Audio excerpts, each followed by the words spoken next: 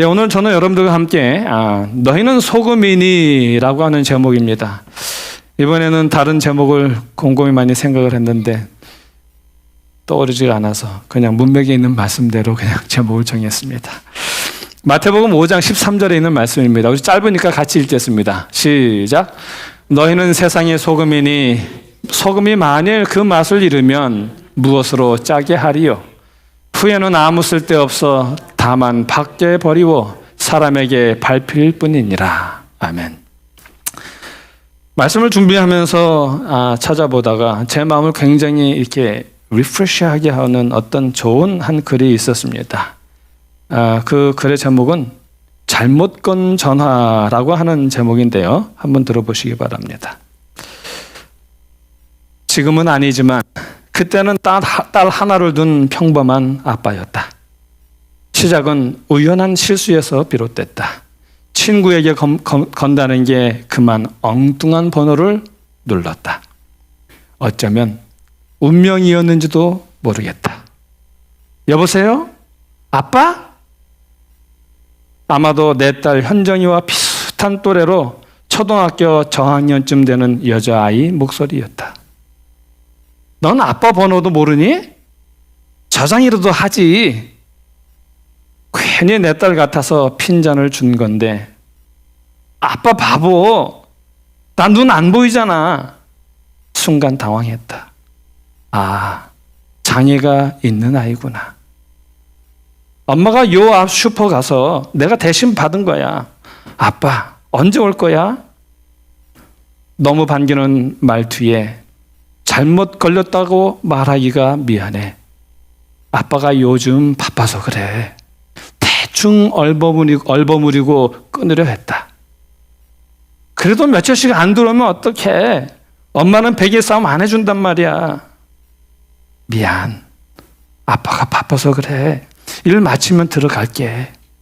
알았어. 그럼 오늘은 꼭 와. 끊어. 막상 전화를 끊고 나니 걱정됐다. 애가 실망할까 봐. 그랬지만 결과적으로 거짓말한 거니까 큰 잘못이라도 한 것처럼 온종일 마음이 뒤숭숭했다. 그날 저녁 전화가 울린다. 아까 잘못 걸었던 그 번호. 왠지 받기 싫었지만 떨리는 손으로 받았다. 여보세요? 침묵이 흐른다. 여보세요? 다시 말을 하니 웬 낯선 여자가 죄송합니다. 아이가 아빠한테서 전화가 왔다고 해서요. 네. 낮에 제가 전화를 잘못 걸었는데 아이가 오해한 것 같아요. 혹시 제 딸한테 아빠라고 하셨나요? 아까부터 아빠 오늘 온다며 기다리고 있어서요. 죄송합니다. 엉겁결에. 아니에요. 사실 애 아빠가 한 달 전에 교통사고로 갑자기 돌아가셨어요. 우리 딸이 날 때부터 눈이 안 보여서 아빠가 더 곁에서 보살피다 보니 아빠에 대한 정이 유별나네요. 네. 제가 괜히 혹시 실례가 안 된다면 제 딸에게 아빠가 바빠서 오늘도 못 가니 기다리지 말라고 말씀 좀 해 주실 수 있으세요? 그냥 그렇게만 하면 될까요? 네, 부탁 좀 드릴게요. 잠도 안 자고 기다리는 게 안쓰러워서요. 죄송합니다. 참, 애 이름은 지연이에요. 유지연. 5분 뒤에 전화 부탁드릴게요. 왠지 모를 책임감까지 느껴졌다. 5분 뒤에 전화를 걸자 아이가 받는다. 여보세요? 아빠야, 지연아. 뭐해? 아빠, 왜 안 와? 아까부터 기다리는데. 아빠가 일이 생겨서 오늘도 가기 힘들 것 같아. 얼마나 더 기다려? 아빠는 나보다 일이 그렇게 더 좋아? 아이가 갑자기 우는데 엉겁결에 미안. 2밤만 자고 갈게. 당황해서 또 거짓말을 해버렸다. 진짜지? 꼭이다. 2밤 자면 꼭 와야 해. 잠시 뒤에 아이 엄마에게서 다시 전화가 왔는데 너무 고맙단다. 아이한테 무작정 못 간다고 할 수 없어. 이틀 뒤에나 간다고 했다니까 알아서 할 테니 걱정 말라고 안심시켜줬다. 그리고 이틀 뒤 이젠 낯설지 않은 그 번호로 전화가 왔다. 아빠! 울먹이는 지연이 목소리. 아빠. 엄마가 아빠 죽었대. 엄마가 아빠 이제 다시 못 온대. 아니지? 이렇게 전화도 되는데 아빠 빨리 와. 엄마 미워. 거짓말이나 하고. 혹시 엄마랑 싸운 거야? 그래서 안 오는 거야? 그래도 지연이는 보러 와야지. 아빠 사랑해. 얼른 와. 가슴이 먹먹하고 울컥해서 아무 말도 못한 채 한참을 있을 수밖에 없었다. 지연아, 엄마 좀 바꿔줄래? 전화를 받아든 지연이 엄마는 미안하다며 애가 하도 막무가내라 사실대로 말하고 전화 걸지 말랬는데도 저런답니다. 그 말에 딸도 아빠로서 마음이 너무 안 좋아서 제안을 했다. 저기 어머니, 제가 지연이 좀 더 클 때까지 이렇게 통화로도 하면 안 될까요? 네. 그럼 안 되죠. 언제까지 속일 수도 없고요. 지연이 몇 살인가요? 초등학교 1학년입니다. 아, 저도 딸이 하나 있는데 3학년이거든요. 1학년이면 아직 어리고 장애까지 있어서 충격이 더 클 수도 있을 테니까 제가 한 1년쯤이라도 통화하고 사실대로 얘기하면 안 될까요? 네? 그게 쉬운 게 아닐 텐데요. 제 딸 보니까 1학년, 2학년, 3학년 한 해 한 해가 다르더라고요. 좀 더 크면 자연스럽게 받아들일 수 있을 것 같아요. 오히려 내가 지연이 엄마한테 더 부탁을 했다. 그땐 왜 그런 생각이 들었는지 모르겠지만 지연이에게 뭐라도 해주고 싶었다. 그리고 그 뒤부터 자주는 아니지만 보름에 한 번쯤 지연이와 통화를 했다. 그렇게 한 1년이 되고 2년이 되고 내 딸 현정이 선물 살 때에 지연이 것도 꼭 챙겨서 택배로 보냈고 그렇게 지연이의 가짜 아빠 노릇을 전화로 이어갔다. 당신 어린애랑 요즘 원조 교제하는 것 같아. 한때 아내에게 이런 오해를 받을 만큼 자주 통화도 했다. 현정이는 커가면서 아빠 과자 사와, 아이스크림, 피자, 아빠 용돈 늘 그런 식인데 지연이는 아빠 하늘은 동그라미야 네모야. 돼지는 얼마나 뚱뚱해. 기차는 얼마나 길어 등등. 사물의 모양에 대한 질문이 대부분이었다. 그럴 때면 안쓰러워서 더 자상하게 설명하곤 했지만 가끔 잘하고 있는 건지 의문이 들기도 했다.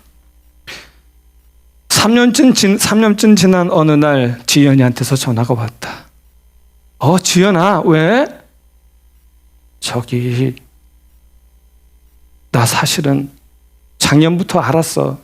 아빠 아니란 거. 뭐라 할 말이 없었다. 엄마랑 삼촌이 얘기하는 거 다 들었어. 진짜로 아빠가 하늘나라 간 거. 그래? 미안. 사실대로 말하면 전화 통화 못할까 봐 그랬어. 근데 선생님이 4학년이 고학년이래. 이제부터 더 의젓해야 된댔거든. 지연아, 근데 진짜 아빠는 아니지만 좋은 동무처럼 통화하면 안 될까? 난 그러고 싶은데 어때? 진짜? 진짜로? 그래도 돼? 그럼 당연하지. 그 뒤로도 우린 줄곧 통화를 했다. 다만 이제 아빠라고는 안 한다. 그렇다고 아저씨도 아니고 그냥 별 호칭 없이 이야기하게 됐는데 솔직히 많이 섭섭했다. 그래도 늘 아빠로 불리다가 한순간에 그렇게 되니까 그렇다고 아빠라고 부르라고 하기도 뭐하고. 시간이 흘러 지연이가 맹아학교를 졸업하는 날이 됐다. 전화로만 축하한다고 하기엔 너무나도 아쉬웠다. 몇 해 동안 통화하며 쌓은 정이 있는데 그날만은 꼭 가서 축하해 주고 싶었다. 목욕도 하고 가장 좋은 양복도 차려입고 한껏 치장을 했다. 비록 지연이가 보지는 못하지만 그래도 처음 만나는 날인데 그 옛날 아내와 선보러 갈 때보다 더 신경 쓴 것 같다. 꽃을 사들고 들어간 졸업식장에서 지연이 엄마를 처음 만났다. 너무 고맙다며 인사를 몇 번씩 하시는데 왠지 쑥스러웠다. 잠시 후 졸업장을 받아던 아이들이 하나둘 교실에서 나오는데 단박에 지연이를 알아볼 수 있었다. 신기하게도 그 많은 아이들 중에 유독 지연이만 눈에 들어왔으니까. 지연아, 지연이 엄마가 딸을 부른다. 그러자 활짝 웃으며 다가온 지연이한테 지연아, 누가 너 찾아오셨어? 맞춰봐 하며 웃자 지연이는 누구? 하며 의아해할 때 꽃다발을 안겨주며 지연아 축하해. 그러자 갑자기 지연이가 큰 소리로 울음을 터뜨렸다. 예상치 못한 반응에 지연이 엄마도 나도 어쩔 줄 모르는데 지연이가 손을 더듬어 나를 꼭 안았다. 아빠, 이렇게 와줘서 너무 고마워. 그 말을 듣는 순간 내 눈에는 눈물이 내렸다. 난 이미 오래전부터 너무나 착하고 이쁜 딸을 둘이나 둔 너무 행복한 아빠였음을 그날 알게 됐다. 참 행복하고 따뜻한 이야기입니다. 이 글을 읽는데 제 가슴이, 제 영혼이 얼마나 맑게 되는 그런 느낌을 받으며 행복했는지 모릅니다. 이걸 읽으면서 아, 삶이란 이런 거구나, 삶의 행복이란, 삶의 맛이란 이런 거구나라는 것을 느끼게 해주는 좋은 글이었습니다. 너희는 세상의 소금이라는 예수님의 말씀은 이렇게 살라는 말씀입니다. 여러분, 우리가 살아가는데 꼭 필요한 것이 있다면 뭘까요? 소금입니다. 소금입니다. 아무리 억만금을 가지고 있을지라도 소금이 없으면 살아갈 수가 없어요. 로마 시대 때 소금은 몹시 귀해서요, 귀한 일을 하는 사람을 일컬어서 세상에 소금 같은 사람이라고 말을 했다고 그래요. 로마인들은 태양과 소금보다 더 귀한 것은 없다라고 생각했답니다. 그리고 로마 시대 때의 병사들의 월급을 소중하고 귀한 소금으로 주기도 했다고 그래요. 여러분, 우리가 월급을 영어로 뭐라고 말하죠? 샐러리. 월급 받는 사람, 샐러리맨. 그쵸?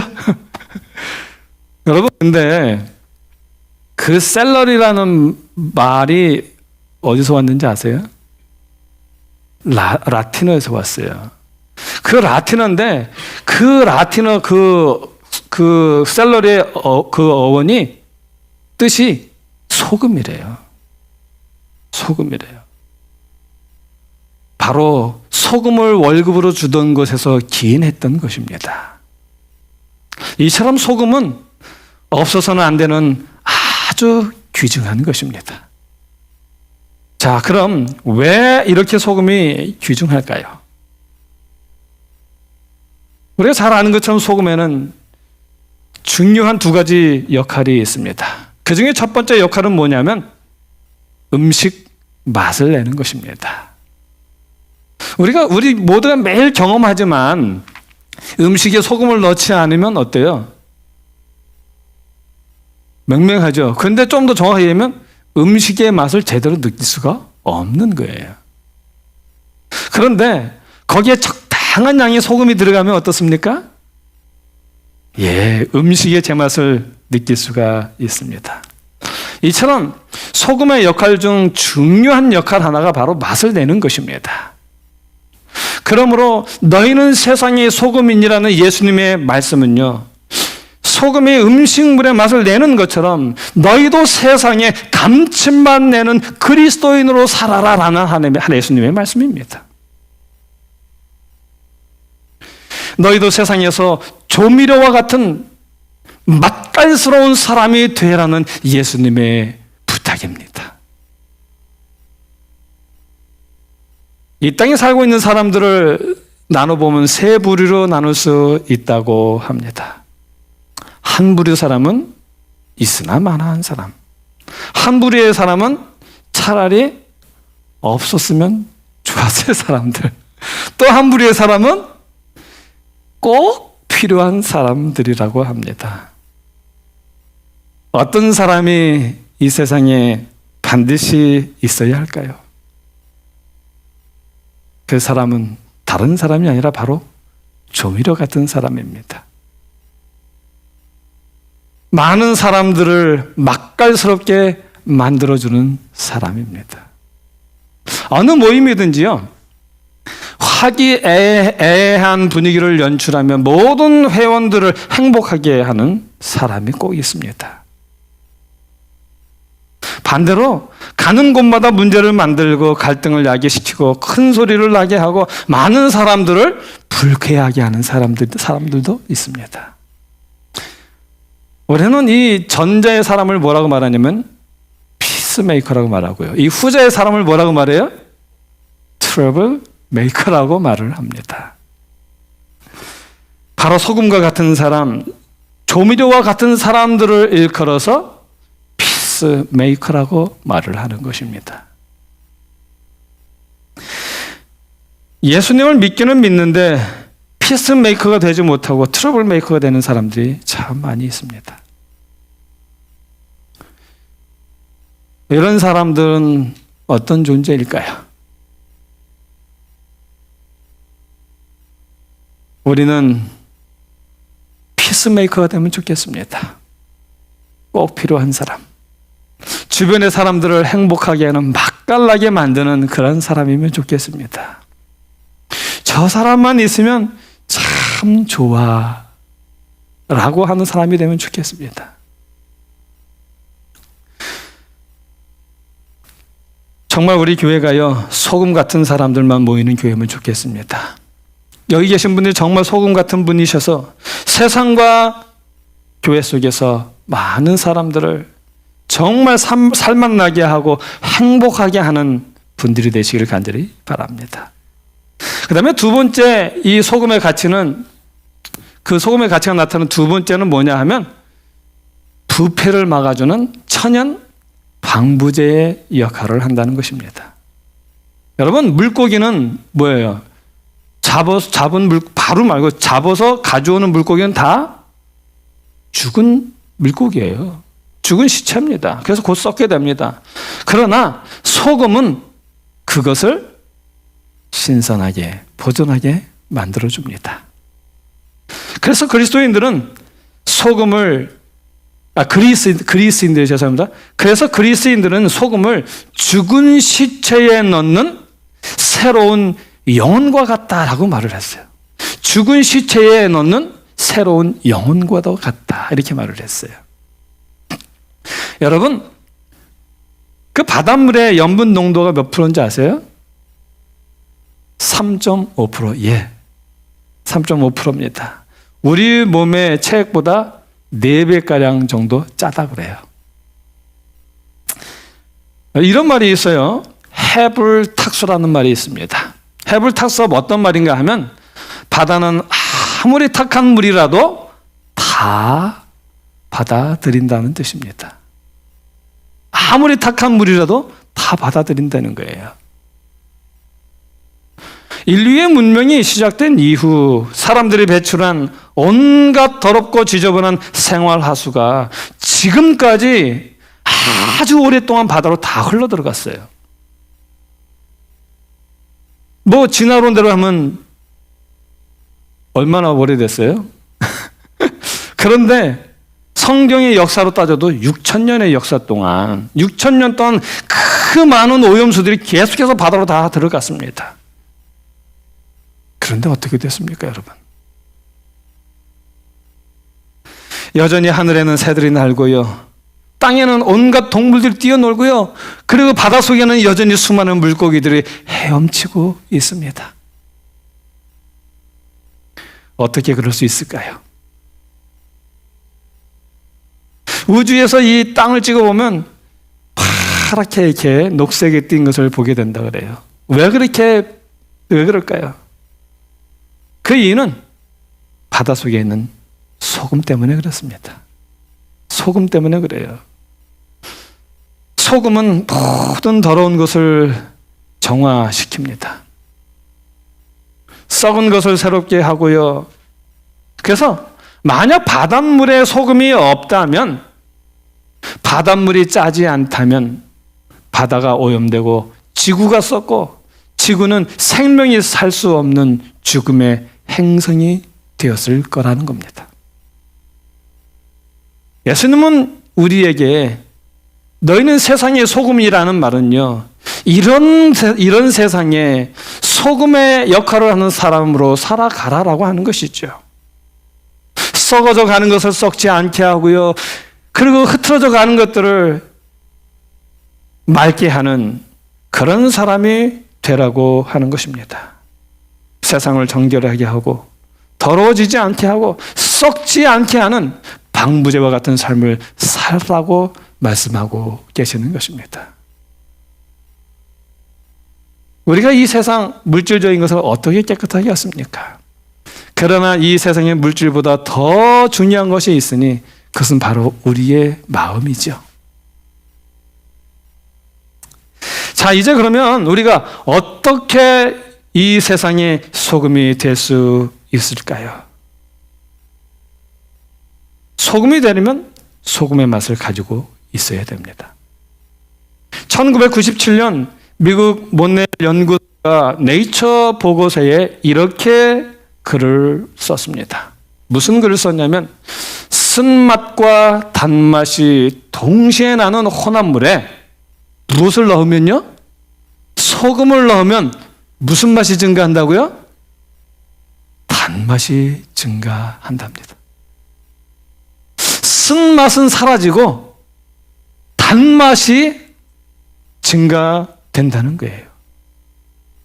즉 소금은 음식에 들어있는 쓴맛을 억누르고 그리고 대신 가려져 있던 단맛을 드러나게 해준다는 것입니다. 그 하버드 비즈니스 리뷰에 데이비드 치바이커라는 사람이 이렇게 그 기고문을 보내서 글을 띄웠거든요. 거기에 보면 그 하버드 비즈니스 리뷰지에 보면은 뭐라고 썼냐면 이렇게 썼어요. 눈에 띄지 않게 주변의 업무 능력을 향상시키고 전체적인 분위기를 고양하는 투명 인간들은 조직에서 없어서는 안 될 뭐와 같다고요? 소금과 같은 존재다. 그렇습니다. 소금 같은 투명 인간, 뛰어난 기량을 가졌지만 자기를 피할하지 않고 조명받기를 원하지도 아니하고 자기 일에 열심인 사람, 이런 사람들이 바로 투명 인간입니다.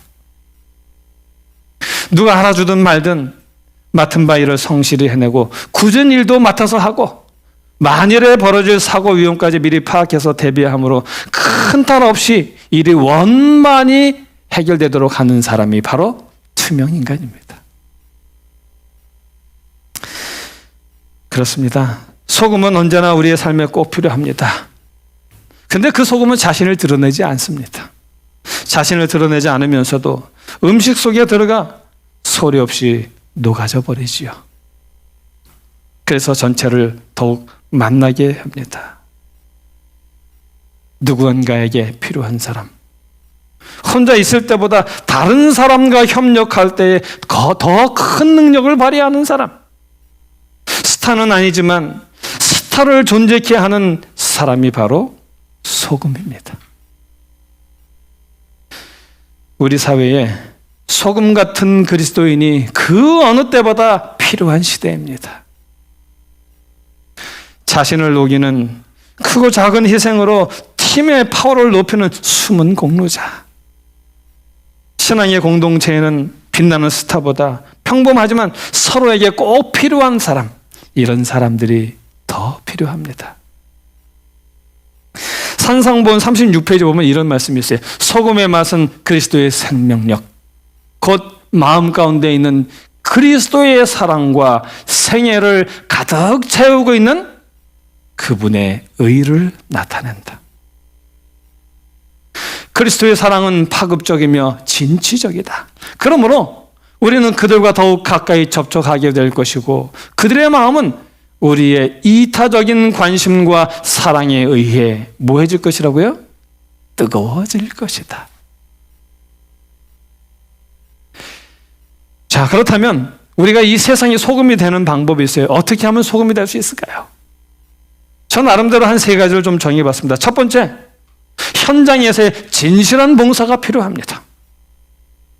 빌립보서 3장 3절에 보면 하나님의 성령으로 봉사하며 뭐하며요? 봉사하며 하나님의 성령으로 봉사하는 것입니다. 영감의 글 산상본 36페이지에 보면 이렇게 말을 했습니다. 우리가 인류의 축복과 향상을 위하여 가마력을 발휘하는 것은 그리스도에 대한 우리 자신의 희생과 헌신에 뭐한다고요? 비례된다. 우리들의 희생과 헌신에 비례된다. 얼마나 예수님을 믿는 그 신앙의 삶을 오래 살았느냐가 아니라 얼마나 성경을 많이 알았느냐가 아니라 가마력을 발휘하는 것은 그리스도에 대한 우리 자신의 뭐요? 희생과 헌신에 비례된다. 현장에서의 봉사와 진실한 사랑, 그리고 실제적 경험이 없으면 도와줄 수 있는 능력은 물론 하늘과의 연결과 생애를 통해 발산하는 그리스도의 향기를 가질 수 없다. 그렇습니다. 현장에서의 진실된 봉사가 필요합니다. 말로만이라 아니라 입으로만 하는 것이 아니라 몸으로 보여주는 봉사가 필요하다는 것입니다. 그 필립 G. 샤만이라는 사람이 영적 성장에 관한 그리스도의 방법이라는 책 32페이지 이렇게 글을 썼어요. 뭐라고 했냐면 우리가 세상의 소금이기에 소금처럼 우리도 자신을 뭐 해야 한다고요? 주어야 한다. 타인을 위해 봉사하는 일에 자신을 줌으로써 그리스도의 큰 사랑이 뭐 할 수 있다고요? 만져질 수 있는 것이다. 그리스도의 사랑이 만져질 수 있는 건 뭘 통해서요? 봉사를 통해서 만져질 수 있다는 것입니다. 소금이 자기의 역할을 다 하려면 녹아야 합니다. 소금이 녹는다는 것은 무엇을 의미하는 걸까요? 그것은 자기 헌신을 의미합니다. 섬김과 드림을 의미합니다.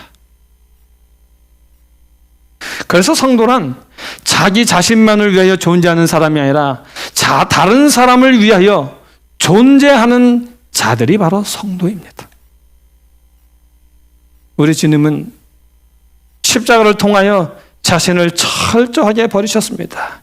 희생과 헌신이 무엇인지를 우리에게 분명하게 보여주셨습니다. 이 십자가 위에서 보여주신 자기 희생과 드림 그리고 헌신을 통해서 우리에게 구원이라고 하는 놀라운 축복을 얻게 하셨습니다. 그러므로 너희는 세상의 소금이라는 그 말씀은요, 우리로 하여금 영생을 얻은 자로서 이 세상을 위하여 소금처럼 녹아져가는 사람, 나 자신만을 위하여 살아가는 사람이 아니라 다른 사람들을 위하여 살아가는 사람이 되라는 예수님의 초청인 것입니다. 십자가 위에서 보여주신 소금 같은 삶, 많은 사람들을 행복하게 하는 삶, 그것이 바로 우리가 살아가야 될 삶입니다. 그 다음에 두 번째는 뭐냐면 화목과 연합입니다. 마가복음 9장 50절에 보면 이렇게 말해요. 소금은 좋은 것이로되 만일 소금이 그 맛을 잃으면 무엇으로 이를 짜게 하리요? 너희 속에 소금을 두고 서로 뭐하라? 화목하라. 소금은 우리 예수 그리스도의 의라 그랬잖아요. 그렇죠? 예수 그리스도의 우리 마음 속에 두고 서로 뭐하라고요? 화목하라는 것입니다. 여러분, 소금은 어떻게 구성되어 있어요? 소금은 나트륨과 염소로 구성되어져 있습니다. 나트륨과 염소. 그런데 이 두 가지 성분이 다 우리들의 모습을 대표한다고 그래요. 왜 그런가 살펴봤더니 이 나트륨은 초같이 불안정한 금속이래요. 그래서 어떤 액체 위에 그게 딱 그 나트륨이 딱 닿게 되면 맹렬한 거품을 뿜어낸다고 합니다. 이래서 우리의 모습을 대변하는 거래요. 나를 알아주지 않으면 자기를 내세우고 맹렬하게 거품을 내는 우리의 모습과 너무나 똑같다라고 이렇게 얘기를 합니다. 그 다음에 염소는 그 웹스터 사전에 보니까 뭐라고 말했냐면 녹색의 아주 독한 액화될 수 있는 기체로서 아주 질식시키는 냄새를 가졌다.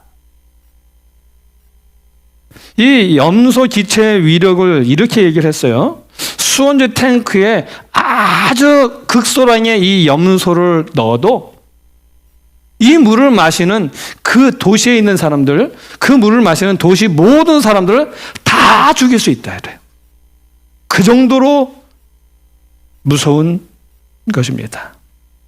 실제로 1차 대전 때에 독일군이 이 염소를 처음으로 화학 무기로 사용을 했다고 합니다. 그런데 이렇게 위험한 두 요소가 합쳐지면 뭐가 돼요? 소금이 돼요. 희망이 있습니까? 희망이에요. 우리도 뭐가 될 수 있어요? 소금이 될 수 있다는 것입니다. 그래서 사도 바울이 골로새서 2장 2절에서 이렇게 말을 했어요. 이는 저희로 마음의 위안을 받고 사랑 안에서 뭐하여?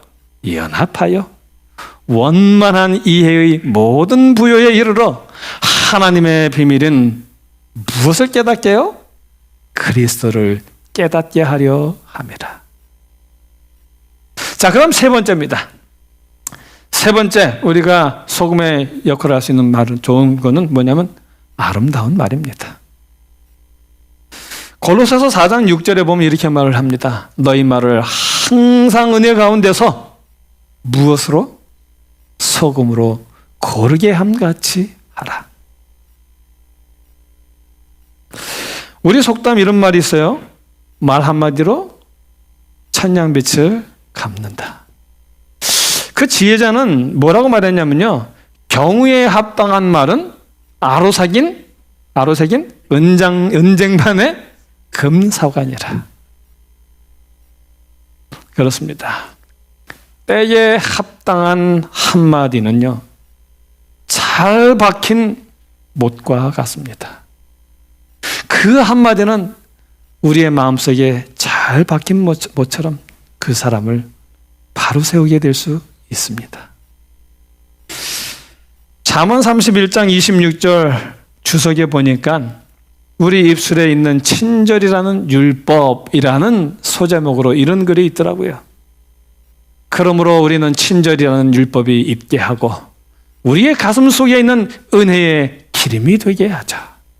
이것은 놀라운 결과를 가져올 것이다. 우리는 부드럽고 동정적이며 예모가 뭐하게 돼요? 바르게 될 것이다. 우리에게는 이 모든 은혜가 필요합니다. 거의 뭐라고 얘기하냐면 날카롭고 비판적이고 거칠고 퉁명스러운 말은 한마디도 입 밖으로 흘러나오지 않아야 한다. 이것은 다른 불로서 우리가 회의할 때나 우리의 형제들과 교제할 때는 반드시 뭐해요? 내버려야 한다. 회의할 때 그러면 특별히 지구내가 많이 적용이 될 것 같습니다. 그 다음에 형제들과 교제할 때 하나님은 당신을 섬기는 모든 사람들이 거룩한 불에 핀 숯불에서 그들의 향로에 불을 붙여 가라고 하신다. 우리의 입술에서 그토록 흘러나오는 천박하고 사납고 거칠은 말은 마땅히 제거되어야 하고 하나님의 영이 인간이라는 대제자를 통해서 말씀하시도록 해야 한다. 우리는 하나님의 형상을 지니고 있어야 한다.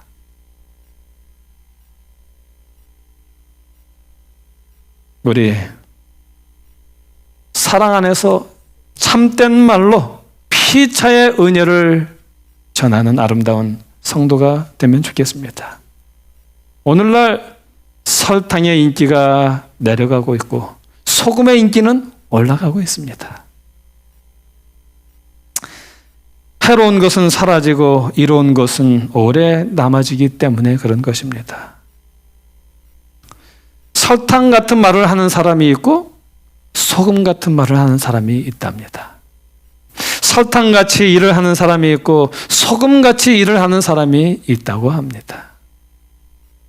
설탕 같은 삶을 사는 사람이 있고 소금 같은 삶을 사는 사람이 있다고 합니다.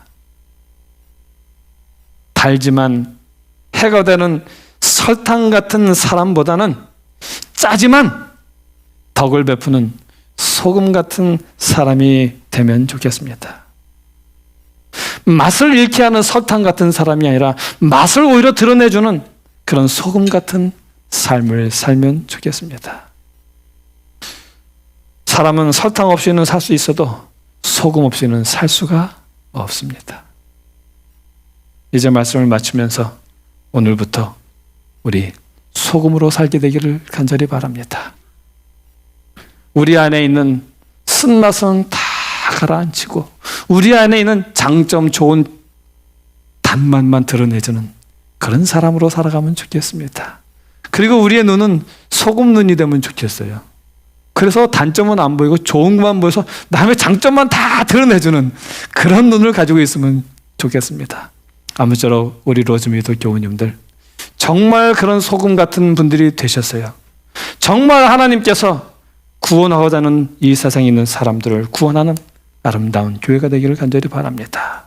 그리고 날마다 하나님께서 보내시는 영혼들로 인하여 우리의 가슴이 충만하여 기쁨이 충만해지고 그리고 하나님을 믿는 그 기쁨이 날마다 더해가는 아름다운 우리 믿음의 삶이 되기를 간절히 바라면서 오늘의 말씀을 줄이겠습니다.